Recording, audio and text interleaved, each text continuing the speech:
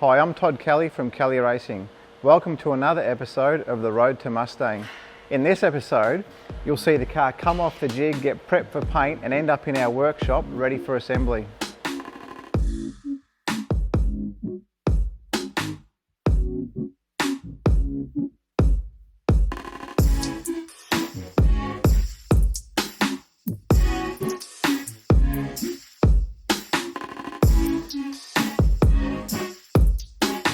Hey, Ben here from the Fab Shop again. We're just about done now. We've got the last of the front cross member in on the roof, which is the last of the Ford parts. Got the parcel shelf in, finished. Pretty much just about buttoned away with all the Ford components. Hopefully tonight we'll get it off, get it on the spit, get it upside down, get all the exhaust mounts, any of the welding from underneath that we couldn't get to while it was on the jig. Get that all buttoned up and finished, and that's the first one in the books. So it'll be off to the paint shop, and then the boys can start building and I can start the second.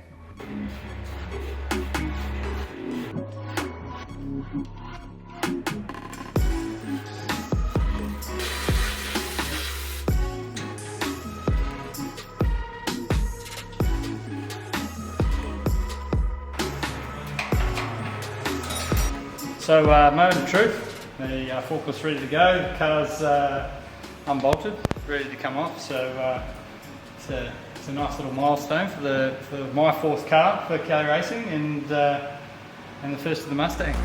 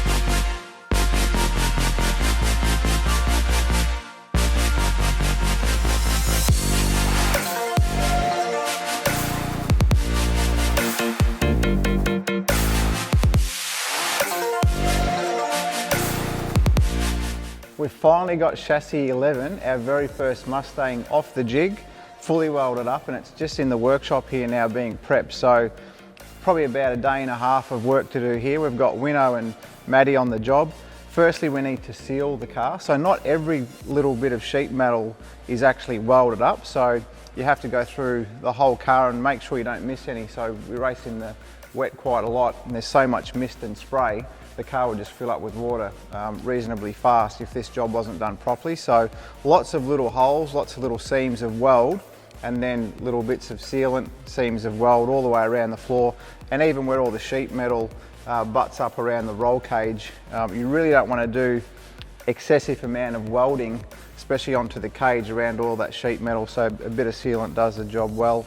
From there, it goes back outside. We have to deoxidize the whole car, so you can see as it's sat around for the last few months getting made, even though we do our absolute best to try and keep the rust off it with lubricants, you do get a little bit of surface rust. So we get the deoxidizing gear on that, get it all absolutely spotless, and then get the car in the booth and get a coat of undercoat on it straight away. So in 2 days from now, roughly, this car will be out of the booth and ready to get fitted out as our very first Mustang.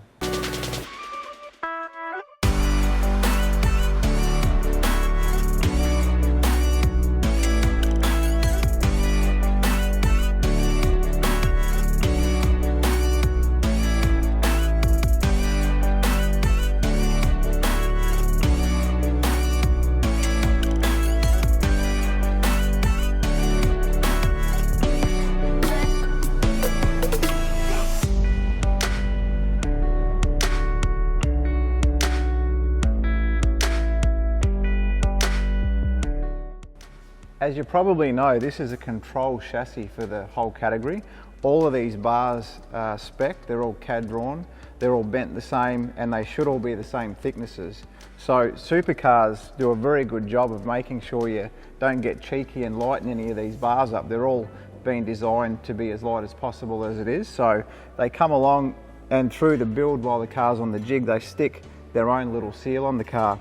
From paint, they come back knowing that this car's been checked through the process and it has got that seal on it. After it's painted, they actually go and put all their own stickers on to make sure we can't tamper with anything, and if it gets crashed, they can refer back to those numbers through the repair process as well.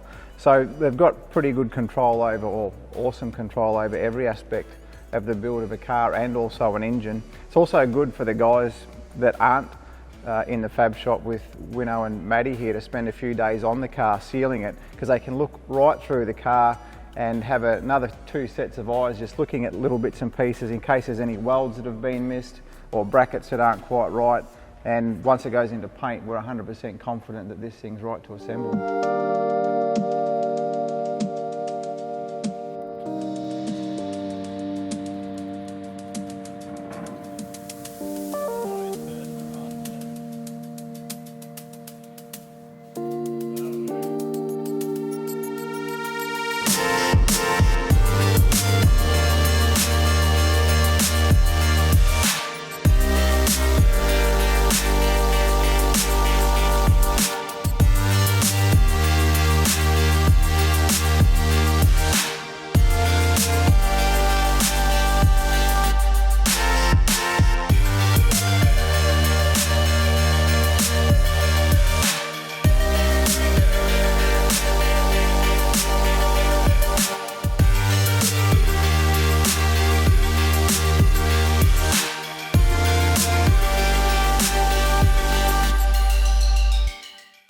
The first Mustang has finally hit the paint booth. You can see the whole car's been prepped now, all sealed up so there's no holes where any water can get in. All the rust's been taken off, and Kyle is just doing the final touch before the PPG paint hits this car, which is prep sol. So any oily fingerprints or anything left on the steelwork will get taken off, so the paint ends up sticking absolutely perfect.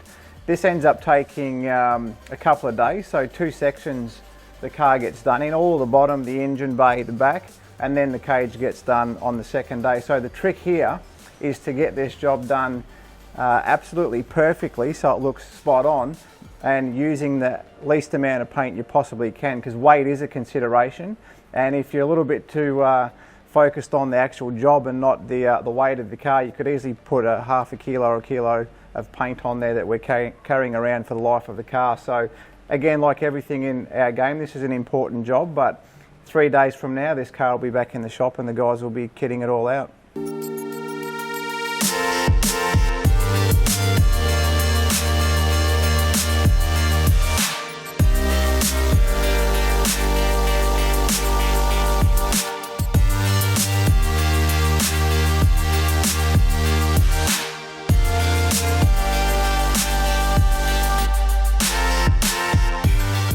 So here she is, Rick's car for next year. It's finally turned up in the build area.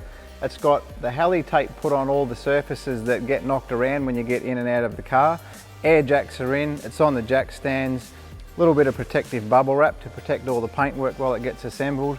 The boys are off for a couple of days off now for Christmas, and once they've done that, we'll be back into it and this thing will come to life in no time. Thanks for watching, and make sure you subscribe to our YouTube channel so you don't miss the next episode.